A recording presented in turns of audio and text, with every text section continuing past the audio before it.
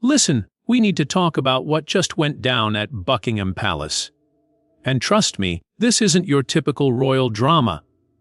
This is something else entirely. Picture this. It's the 13th of February, 2026. Prince William stands in the East Quadrangle, flanked by Duchess Sophie and King Charles himself. The air is cold, almost biting. The silence. You could cut it with a knife. And then William speaks. He announces that the divorce settlement between Harry and Meghan is official. Done. Finalized. No going back. The monarchy, he says, has fulfilled its duty to protect the future of the crown. The settlement? Non-negotiable. Irreversible. That single moment brought down the curtain on a battle that had been playing out in public for years. But here's what most people don't know. The real story. The one that happened behind those palace walls was brewing for weeks before that announcement. Let me take you back to early February. The first of the month, to be exact. Windsor Castle, middle of the night. King Charles calls an emergency meeting. He walks in with a file so sensitive it's stamped with warnings. Inside that folder, evidence, allegation. A pattern of behavior that would change everything. According to those documents, Meghan had pulled Archie and Lilibet out of their California schools without telling anyone. No warning. No consultation. She canceled doctors' appointments. Cut off communication with royal child welfare officers. And then, the real kicker. She shut down a £6 million education trust set up for the kids in the UK. Didn't even consult the royal trustees who were supposed to oversee it. Now, you might think that sounds messy, but King Charles, he saw it differently. He called it a structured pattern, deliberate, sustained. This wasn't chaos. This was calculated. Within 24 hours, Duchess Sophie got authorization to activate something most people didn't even know existed. The Royal Emergency Guardianship Protocol. This thing hadn't been used since the 1950s. That's how serious this was. The very next day, William pulled out the big guns. He invoked a clause from the Royal Succession Stabilization Act. It's basically a nuclear option that gives the Crown full legal guardianship over royal children when their safety or future is at risk. This clause was first written during the Edward abdication crisis. Yeah, we're talking about that level of constitutional emergency. And Meghan. Radio silence. Her legal team didn't file a single objection. Not one. A senior palace aide put it perfectly. Her silence said everything. Fast forward to February 11th. The settlement gets finalized at the Royal Family Court of Chancery. This wasn't just a divorce agreement. This was a massive legal document covering everything you can imagine. Assets, properties, stock portfolios. But the real bombshell. Full legal guardianship of Archie and Lilibet went to the Crown. Not to Harry. Not to Meghan. To the monarchy itself. The agreement also laid out child support, educational funding, and asset accountability. It divided up personal property and premarital assets. It dictated who gets what heirlooms. And here's where it gets really intense. Meghan was banned from entering royal properties after the divorce. Completely excluded. But wait, there's more. The settlement included gag orders, media restrictions, confidentiality clauses, and if anyone violated them, penalties. Serious ones.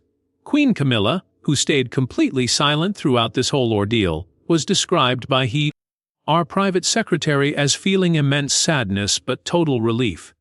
Think about that for a second. Relief. That's the word they used. For Harry, the weeks leading up to this were absolutely devastating. Multiple sources described him as fractured, distant, completely disoriented. He was bouncing between defending Meghan and just giving up entirely. And in the end, he surrendered. He agreed to the monarchy's terms because he had no other choice. His living situation was unstable. He had no verifiable income. He couldn't secure even interim custody. Then something beautiful happened. On February 8th, Princess Catherine was photographed leaving St. George's Chapel with Lilibet and Charlotte, hand in hand, sunlight streaming down on them. The palace didn't say a word about it. They didn't have to. That image said everything. British media called it dignity-eclipsing dysfunction, and honestly, they weren't wrong. After the constitutional waiting period, the official statement dropped on the royal website at exactly 9 a.m. on February 13th. The headlines were brutal. Royal guardianship secured. Meghan relinquishes all rights. Custody crisis resolved under royal doctrine. The end. New York Post went with Mexit to zero, the final exit. Savage, right? But here's where things get really interesting. Hidden in that 17-clause settlement were seeds of future conflict. Meghan refused to sign Clause 11. This was the clause that would permanently ban commercial use of the children's names and images. The palace wanted it locked down forever. Meghan said no. That clause remains disputed to this day. And while William was the public face of this operation, it was King Charles making the decisive moves behind the scenes. A quote from that critical Windsor meeting leaked later. Charles said something that became the defining statement of the Crown's position. He said, "They didn't seek this battle. But the moment it endangered the children, they were obligated to win." The monarchy had drawn a line. And what followed wasn't just the end of a marriage.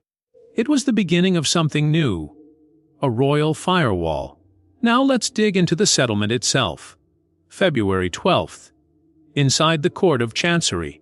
This wasn't a normal divorce decree. This was a dual framework legal construct separating civil family law from royal constitutional protections. The last time something like this was used. 1936. Edward's abdication. At the center of everything was Clause 14C, media exploitation and identity licensing. This clause prohibited either parent from using Archie or Lilibet's name, likeness, voice, or image for commercial purposes. No broadcasts. No merchandise. No animations. No dramatizations. Not even AI training datasets. Palace legal counsel made it crystal clear. This clause was non-negotiable, irreversible, enforceable through international copyright protections. And the purpose? One expert explained it perfectly. She said this wasn't about preventing profit. It was about psychological protection. The monarchy knows what happens when a child becomes intellectual property. But Meghan refused to sign. Her lawyers argued it interfered with pre-existing brand concepts. Specifically, a children's book series she was developing called Lily and the Lighthouse. Palace advisors saw that as a direct breach of custodial neutrality. Then there was Clause 7, the Heritage Access Clause. This one barred Meghan from requesting entry to royal estates, cemeteries, or crown-funded institutions. Some called it brutal. Others called it overt. One archivist described it as a royal erasure clause. It doesn't just deny her access, he said, it denies her narrative. Even more controversial was the custodial compensation framework. The Crown would only fund the children's needs if they lived full time in UK-supervised environments. Meghan's California residence. Automatically disqualified. Critics called it coercive. Palace insiders called it defensive. A legal aid put it simply. This clause is a shield, not a weapon. And then came something straight out of a sci-fi movie. A biometric image registration mandate. Archie and Lilibet's facial and voice data were encoded into a secured archive at Sandringham to prevent unauthorized AI use and content creation. Why? Because intelligence suggested unreleased childhood images had been offered to Hollywood buyers. Yeah, let that sink in. Financially, the agreement reclassified all subsidies received by Harry and Meghan since 2020 as collectible debts. Frogmore Cottage renovations, security reimbursements, legal retainers. All of it. If Meghan challenged this in a foreign court, the Crown could file diplomatic rebuttals anywhere in the world. Section 12A introduced something called a narrative freeze. The couple was banned from publicly referencing their children's conception, birth, baptism, or holidays in interviews, podcasts, or memoirs unless the Palace Legal Office cleared it first. This directly targeted Meghan's unreleased audio memoir, Mother of Grace, which reportedly included vivid scenes of Lilibet's birth. Now, shelved indefinitely. But here's where the story takes an absolutely shocking turn. That same night, Royal Legal Counsel completed an independent review of the 2018 marriage contract between Harry and Meghan. And what they found? Staggering. Buried deep in the prenuptial file, on page 14, was Clause 7. This clause would send shockwaves through the entire monarchy. It was drafted by a Los Angeles legal firm specializing in celebrity contracts, and it granted Meghan exclusive intellectual property rights to Prince Harry's likeness, voice, narrative, unpublished writings, and all storylines derived from their joint life starting in 2016. Read that again. Meghan owned Harry's story. She could narrate it, license it, adapt it, or sell it without his involvement or consent. One former Queen's Counsel called it the most aggressive narrative control clause he'd ever seen. Harry signed away the past, present, and future of his own identity. And here's the worst part. This clause had never been disclosed to the palace. Lady Louise Windsor, who co-authored the internal investigative report, was blunt. Neither King Charles nor the late Queen were aware of Clause 7 at the time of the wedding. Had they known, she said, the ceremonial recognition of the Sussex union would have been impossible. But it gets darker. Clause 7 had already been quietly weaponized. Between 2022 and 2025, Meghan's legal team blocked at least 3 major projects involving Harry's voice or image. A Windsor Foundation mental health campaign featuring Harry's childhood footage. A documentary narrated by a close friend. A proposed children's book about a fictional red-haired prince. All halted under narrative licensing concerns. And the renewal mechanism. Unless actively voided every 18 months, Clause 7 automatically renewed. Harry missed the July 2023 window. Meghan didn't. Behind the scenes, Netflix producers reviewing the couple's joint series noticed something strange. Harry rarely spoke freely. When he did, his words were cut, trimmed, or scripted. Now it all made sense.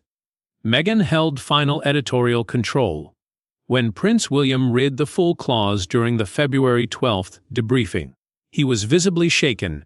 One source quoted his reaction. "It wasn't just betrayal," he said. "It was betrayal in legalese." Queen Camilla, upon hearing the full scope, reportedly whispered something that cut to the bone. She wanted his story, not the man. Meghan's defenders argued the clause was meant to protect against media distortion. But here's what they didn't mention. Clause 7's rights had already been transferred to a Delaware-based entity called Echo Royal Media, a shell company linked to Archewell. That company was now under financial audit for licensing irregularities and undisclosed IP revenue. Harry's legal team, scrambling for damage control, filed a petition in California for declaratory relief of personal narrative reclamation. The judge's response: blunt. Your client signed multiple times and benefited from the arrangement until it no longer suited him.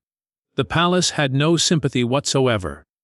At a private strategy session, King Charles ordered a full suspension of any future engagement using Harry's image, voice, or likeness. The phrase whispered among senior staff was chilling. He is compromised.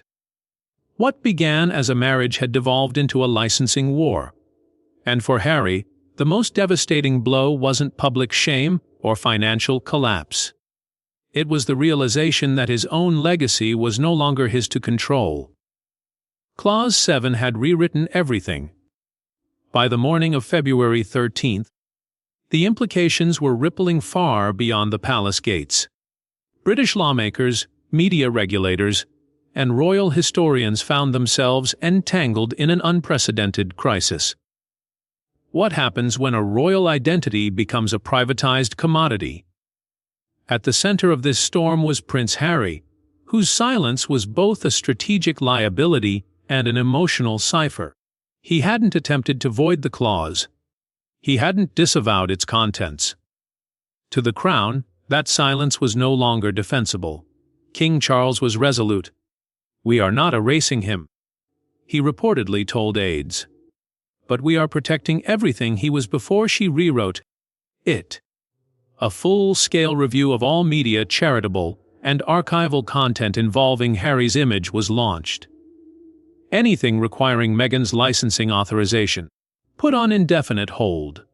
But the monarchy's retaliation wasn't just symbolic, it was procedural.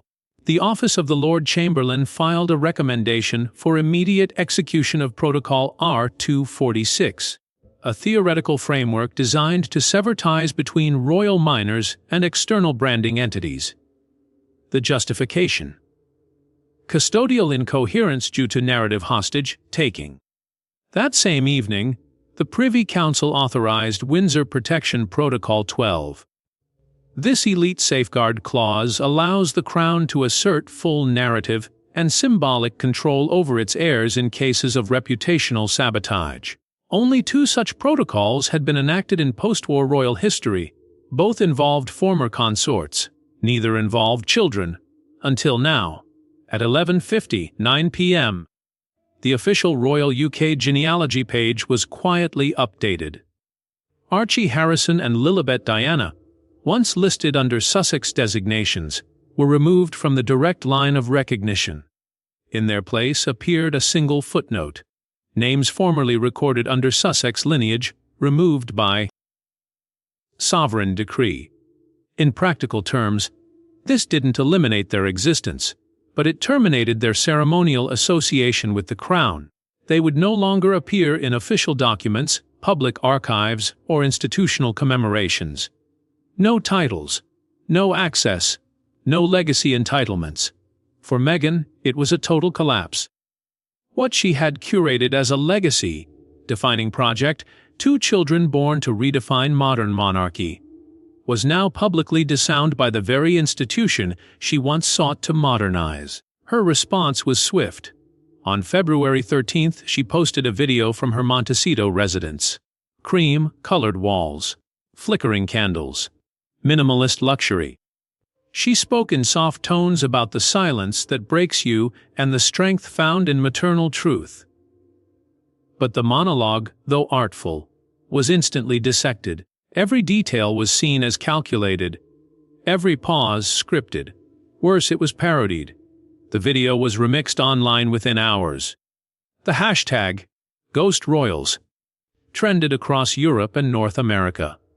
Royalists saw it as confirmation of her manipulations.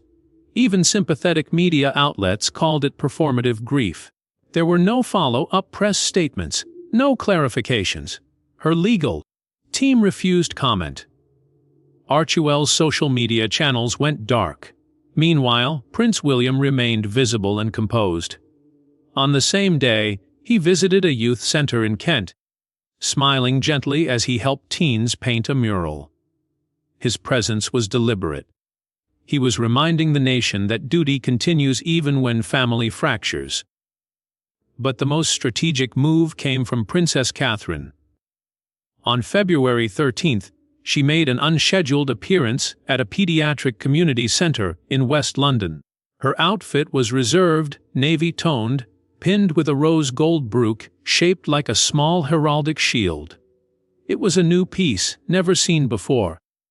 Reporters quickly confirmed it was a custom royal insignia designed to commemorate Windsor Protection Protocol 12. Her comment, delivered with calm restraint, was brief but profound. Every child deserves stability, honesty, and freedom from exploitation. The Crown stands ready to provide such protection where necessary. To those watching closely, it was unmistakable. Catherine wasn't just expressing sympathy. She was stepping forward as the symbolic guardian of the next generation. Across social media, royalists lauded the moment as pure grace. Polls conducted the following morning revealed that 73% of Britain supported the full removal of Meghan, Harry, and their children from royal status. More tellingly, 61% supported Princess Catherine assuming public-facing guardianship over royal heirs in transition. Inside the palace, strategy meetings escalated. The question was no longer if the monarchy would cut all remaining symbolic ties, but how soon. At Clarence House, King Charles gave one final instruction. Our legacy is not a licensing agreement. It is a sovereign lineage. Lock it down. That night, royal archivists began a full audit of biometric data, voice signatures, and photographic archives related to the Sussex children. Everything that had been casually licensed under Archewell's early media ventures would be either recalled, restricted, or permanently quarantined from public use. For the royal family, the crisis had triggered something deeper than scandal. It had awakened the will to reassert sovereignty, not just over titles but over truth. By Valentine's Day, the fantasy was over. The sprawling Montecito estate, once a symbol of Harry and Meghan's post-royal freedom, had become a monument to overextension and unraveling dreams. On the morning of February 13th, certified foreclosure documents were filed in Santa Barbara County. The Sussex sanctuary was collapsing. At the center of the financial spiral was a $9.4 million bridge loan secured against the property in mid-2025. Structured through a Delaware-based holding company with ties to a defunct Dubai media syndicate, the loan carried predatory terms, a 14% interest rate and a 9-month maturity period. A leaked banker memo confirmed the risk. Accelerated lien exposure. Zero rollover flexibility. The Sussexes missed the January 31st repayment deadline. Meghan, in a desperate bid to salvage the property, had quietly approached a Manhattan-based boutique lender specializing in distressed celebrity portfolios. But due diligence revealed inconsistencies in Archewell Foundation's audited filings, flagged anomalies, particularly in charity expenses that covered PR retainers and private security, prompted the lender to walk away within 72 hours. It wasn't just about cash flow anymore. It was about trust. For months, Meghan and Harry had maintained a glossy narrative. Social media posts portrayed curated moments of joy and sustainable success. Their children, dressed in neutral tones and bathed in California sunlight, appeared only in abstract or silhouetted imagery, an intentional contrast to the hyper-visibility of their royal past. But insiders knew the facade was cracking. Archie and Lilibet had already been discreetly transferred from a Brentwood elite private school to a far more modest Montessori program. Meghan's wardrobe, once dominated by custom dyer and the Rao, had shifted toward recycled capsule pieces. Her stylist called it a move toward ethical minimalism. The truth: there was no budget. Then came the final humiliation. A leaked internal email from a former Netflix showrunner revealed that the couple's proposed follow-up docu-series, tentatively titled Ancestral Reckoning, had been shelved indefinitely. The reason? Inadequate audience retention and reputational drag. The 5-project content deal, once estimated at over $40 million, was effectively dead. One producer wrote bluntly, "Brand underperformance with ongoing legal exposure." What made the situation even more damning was how early the palace had predicted it.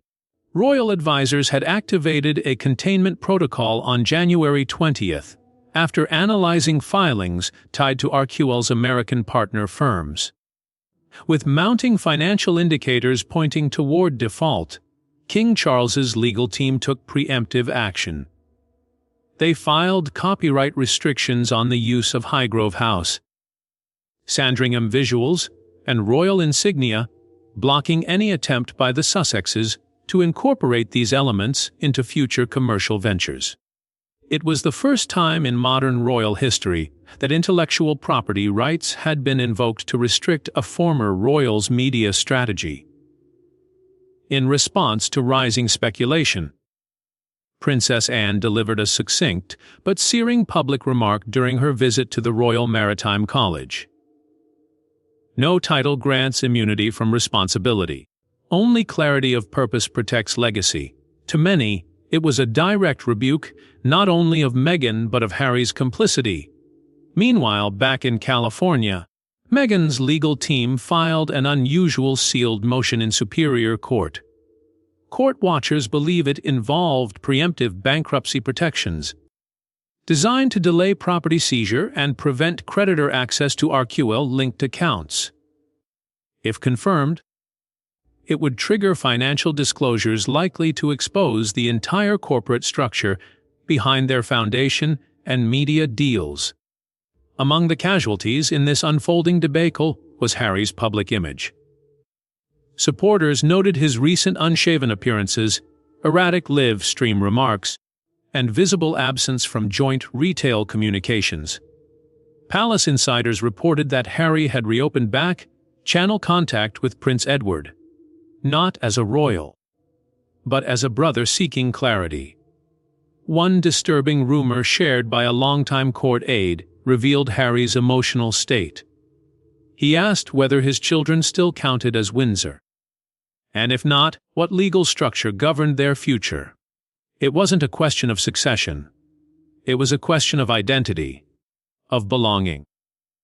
As the Montecito estate edged closer to repossession, Harry and Meghan's carefully constructed brand, rooted in the illusion of self, sustained power and narrative control, crumbled. Meghan cancelled all scheduled media appearances. Her once busy comms team went silent. The Archewell product line, once poised for expansion, disappeared from luxury retailer shelves. Only one official message was released. A cryptic social post featuring a blurred photo of waves with the caption, "We rise through grace and we grow through grit." It garnered less than half the usual engagement. Meanwhile, the House of Windsor moved forward. Prince William, poised and composed, continued touring youth initiatives and military installations. Princess Catherine, unshaken and luminous, opened a new cancer rehabilitation wing in Nottingham. The media coverage centered not on the Sussex implosion, but on the resilience of the crown. In the space of a fortnight, the family had absorbed betrayal, enacted containment, and executed withdrawal. Montecito was no longer a symbol of independence. It was a cautionary tale, and the debts, financial, emotional, and reputational, had come due. As the sun set, final signatures were inked and official seals affixed. But for Buckingham Palace, the true work began the moment the ink dried. The monarchy was no longer merely reacting. It was securing its legacy. That evening, the Crown Archives Office, normally a quiet ceremonial department, issued a rare priority directive: initiate biometric and narrative lock down protocols tied to the names Archie Harrison and Lilibet Diana. Within hours, high-level coordination with the Home Office, Commonwealth registrars, and UK copyright enforcement agencies commenced. A digital firewall was being erected, not to erase, but to prevent weaponization. The cornerstone of this firewall was a quietly buried clause within Appendix 5 of the February 11th Agreement. It was titled Contingent Custodial Jurisdiction. Archie and Lilibet. In essence, it confirmed what had long been suspected but never acknowledged. Neither child had been registered in the official Windsor genealogical rolls. The reason? Incomplete documentation. Missing biometric verification. Multiple discrepancies in transatlantic birth records.